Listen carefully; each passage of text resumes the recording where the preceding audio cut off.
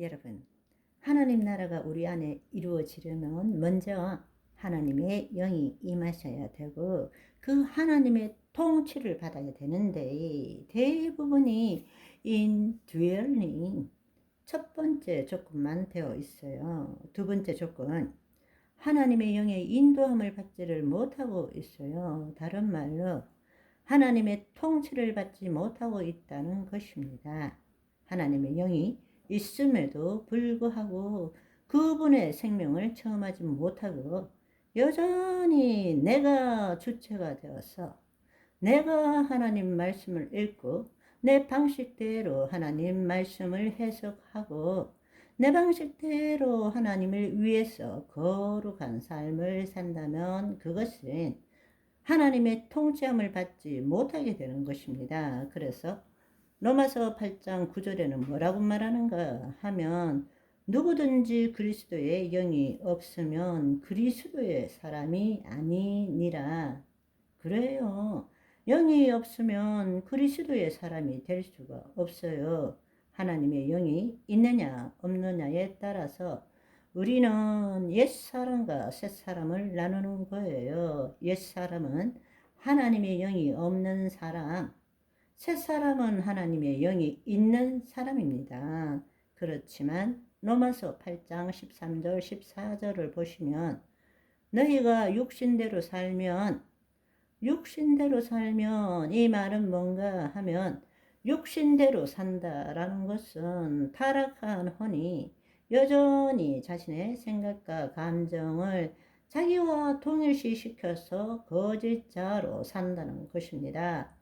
내 생각에는, 내가 느끼기에는 이렇게 살아가는 사람, 육신대로 살면 반드시 죽을 것이로되 영으로서 몸의 행실을 죽이면 살리니.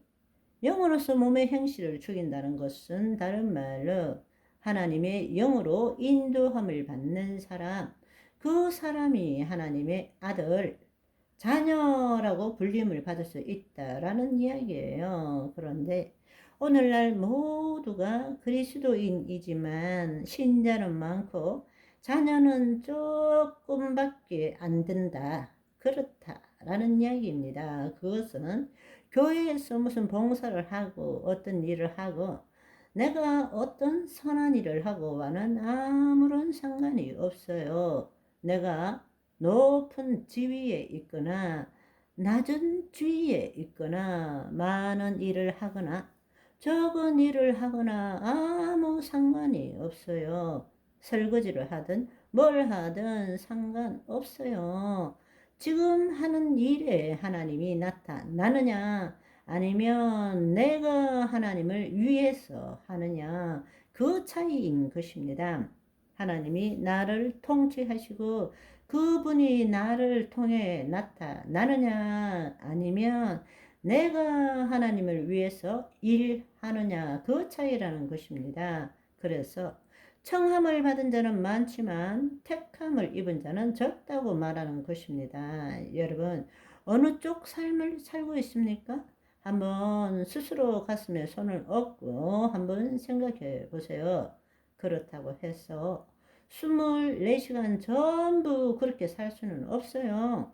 그거는 예수님 외에는 그렇게 산 사람이 없습니다. 그렇기 때문에 우리는 날로 새로워지는 삶을 살아야 되는 것입니다. 그런데 한 번도 그런 삶이 무엇인지를 모르는 사람이 대부분이에요. 그렇게 체험해 본 적이 한 번도 없는 사람이 대부분이고 내가 주님을 위해서 살아가는 거죠. 주님이 나를 통해서 나타나시는 것이 아니고 그럴 때는 하나님의 영으로 인도함을 받는 삶, 영으로서 영이 생명이고 말씀이잖아요. 말씀이 내 몸의 행실을 주어야 되는 것입니다. 그렇게 될 때 하나님의 자녀라고 말하고 다르게 이야기하자면 다른 사람들은 그리스도인이라고 불려지지만 그거는 하나님을 믿는 신자일 뿐입니다.